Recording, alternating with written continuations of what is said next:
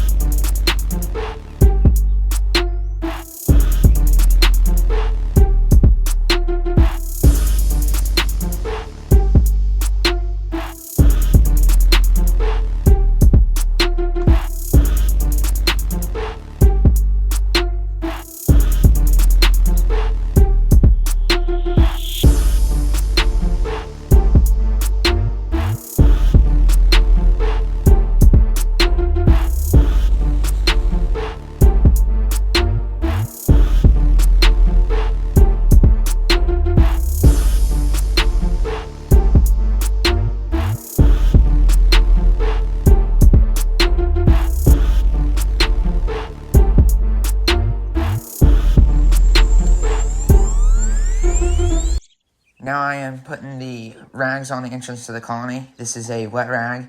I dipped it in the bucket of water and then wrung all the excess water out, so it's a wet rag, not sopping wet, but damp. And I'll use this to close up the entrances of the colonies so that the oxalic acid vapor doesn't go floating back out into all the air where I'm trying to stand, so it stays in the colony.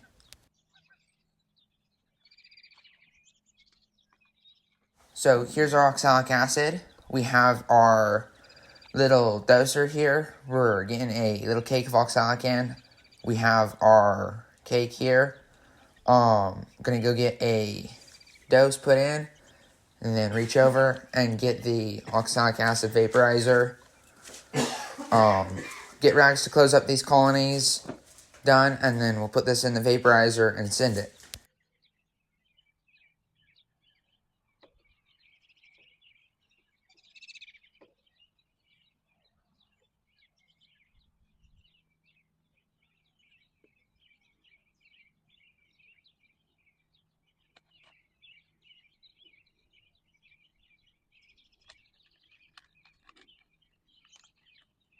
So we have our little cake in our doser here, 2 grams. Put it in here, tap the plunger down, and then it drops that cake down into the heating pot, and now it's producing oxalic acid vapor into the entrance of the colony. A little bit slicking around the edges and corners of the colony, but that's okay. That way you'll know that it's getting all throughout the colony. Done treating, the light's solid again, no longer blinking. Close up the entrance of the colony with the rag so it's sealed in there and stays put, and then we'll come back a little while later to remove those.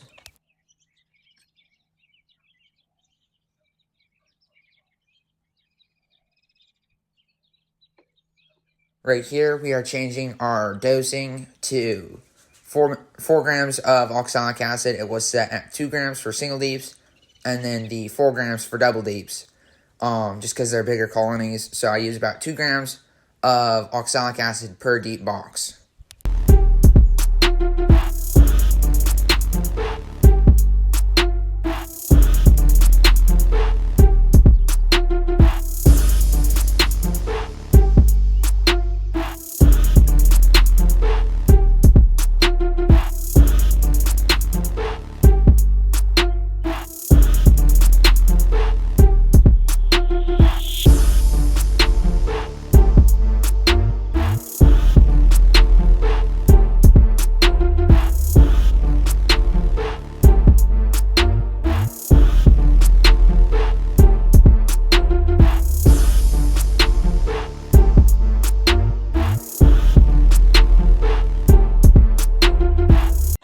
So we have our dose of oxalic acid here. We're going to put it in the vaporizer.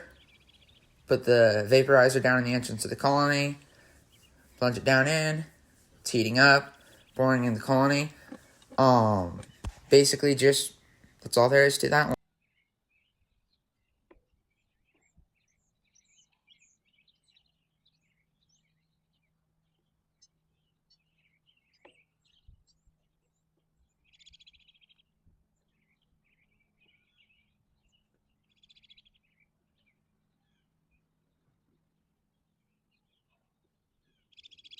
So there's a little cake of oxalic acid that was a little bit produced on the nozzle of the vaporizer. I had the rags a little bit too close to the vaporizer and it cooled down the nozzle as it was coming out. So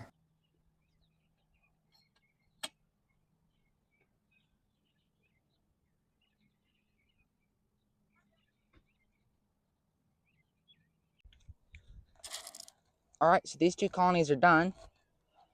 We'll leave these rags on here to sit for like 10-15 minutes and then they'll be finished.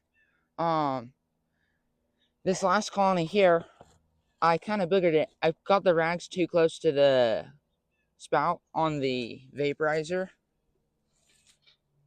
right here. And what happened was it cooled down the nozzle too much.